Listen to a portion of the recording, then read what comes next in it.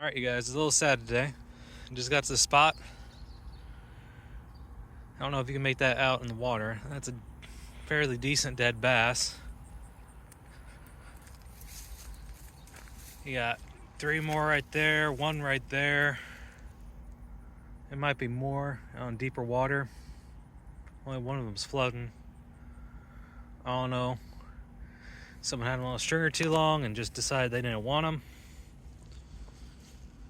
I don't know. It's a shame. I don't like seeing anything die without a reason. If you want to eat fish, that's fine. That's cool. Keep as many as you want. But wanting waste is pretty gross. Pretty gross, guys. Don't do that.